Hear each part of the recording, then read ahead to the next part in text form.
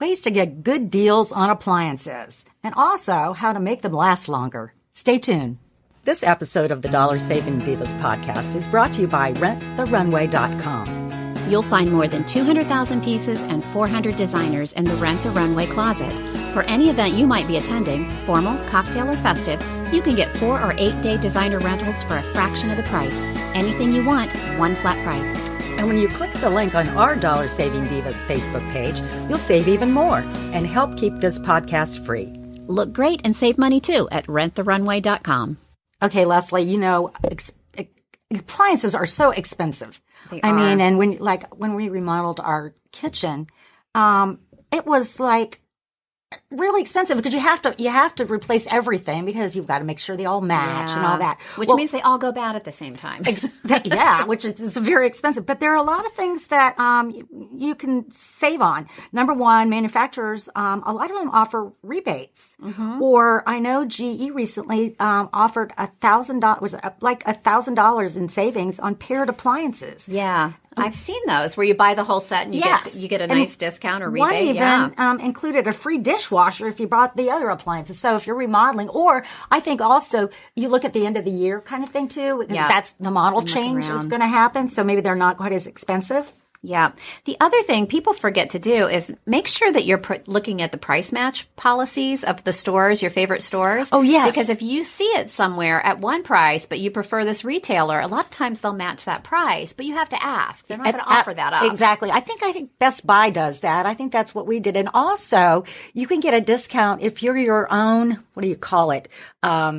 Like when we remodeled our kitchen. Contractor. And you could actually, we went to one of the places, I don't know, it was Lowe's or something, but if you are your own contractor or subcontractor. They give you the contractor's price? Yes, and that's can be as much as 30%. Yeah. So that's a good thing is, even if you don't know anything about it, just, right. Tell them you're. A lot of times you can get a military discount if you apply for that. I mean, you could check every discount, ask for everything. Like AARP. Whatever. Yeah. And it's AAA. Do you take AAA? I always ask that. I'm sure they were everywhere I go. AAA. Here's my card. Can I get a big old discount? Ask. Well, and sometimes you can get those rebates from your utility company too. If you're buying an Energy Star appliance, yes, that's true.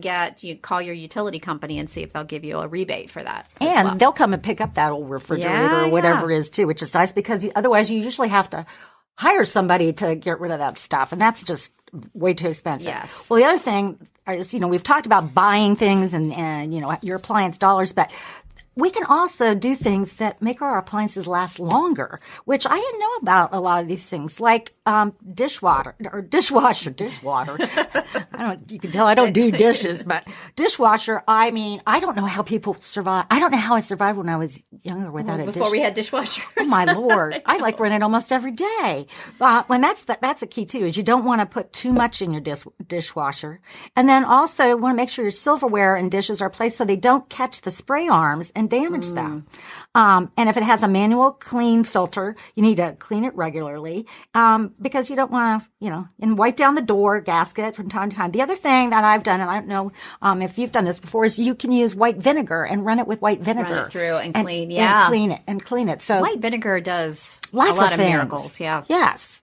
Well, if you've got one of those smooth top ranges, be careful you don't drag a heavy pot across it and scratch it all up. Yes. And you got to use the special cleaner with that. You want to be careful with those smooth top. And if you're using gas cooktop burners, that's what I have. Yeah, you make sure that you clean the food particles that get between the slots and the burner head. Otherwise, you get an uneven flame. So you need to make sure you're cleaning that. And I have had that happen before. And sometimes you have to take, if it has a little cover on that thing, take that off and kind of wipe it around. Yeah. And then make sure, most ovens now are self-cleaning, but just make sure you're doing that self-cleaning on a regular basis. Absolutely. Well, the other thing is when you're talking about these appliances, refrigerators, you don't want to pack it too full. What? That's ridiculous. How do you not? How do you not pack your refrigerator and freezer full? I do. Sorry, that's what's going to happen. But I have to tell you, we had a problem a few weeks ago.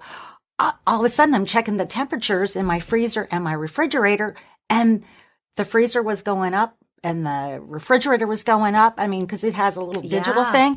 All of a sudden, I'm like, the freezer is thawing out all my products. Your ice cream is melting. Everything. And so we had to call a plumber to come.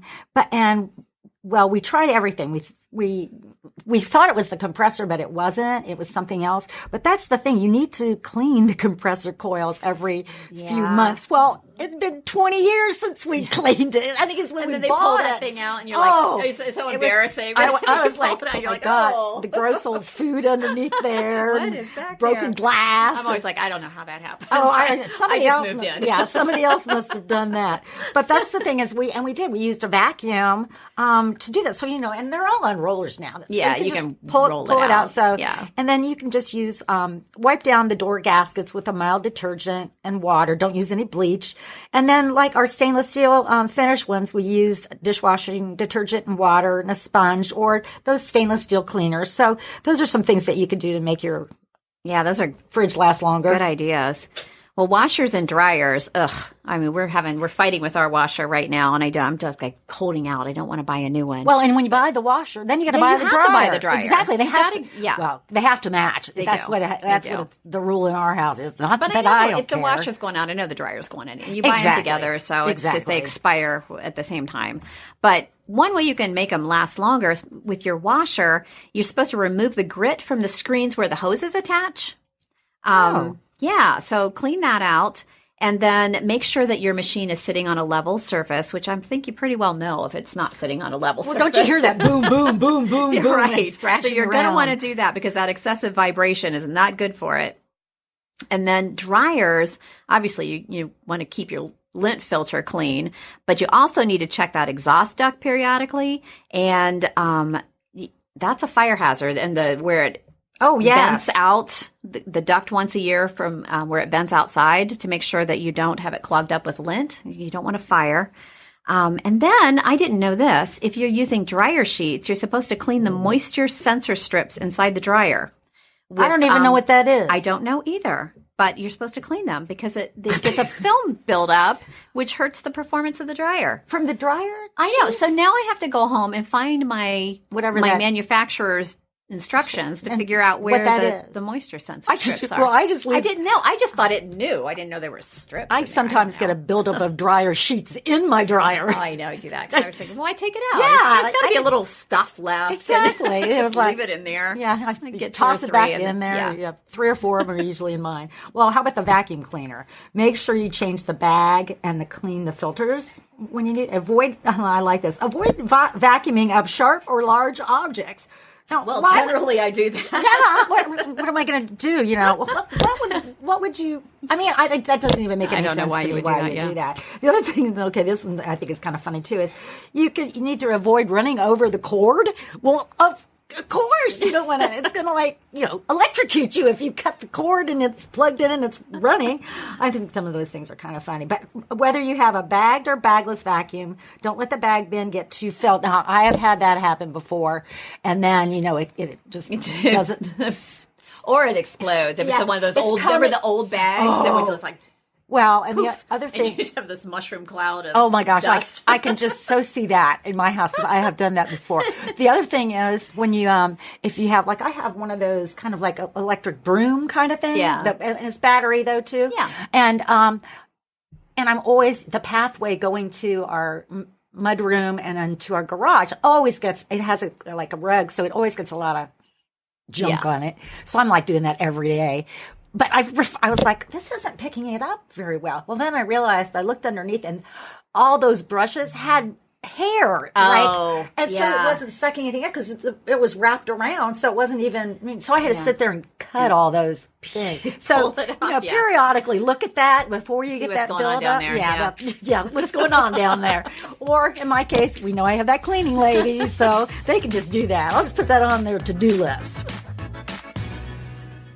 We've heard from so many of you, our Dollar Saving Divas podcast listeners, that you're having a difficult time leaving a rating and review for the podcast in iTunes. So here's a painless way to do it. Go to www.pleasereviewmypodcast.com/DSD for an easy step-by-step tutorial to follow. That's www.pleasereviewmypodcast.com/DSD. Reviewing and rating our podcast in iTunes helps us in so many ways, but most importantly, we get your feedback on what you like about the podcast. Thanks for being a listener and subscriber and going to www.pleasereviewmypodcast.com/DSD. Thanks for listening to the Dollar Saving Divas. If you have ideas for an upcoming episode, we would love to hear from you. Just head to our Facebook page at facebook.com/dollarsavingdivas, CBUS, and share your comments. Our podcast is available on iTunes, iHeartMedia, or your favorite podcast player. Thanks again for listening. Circle270media.com.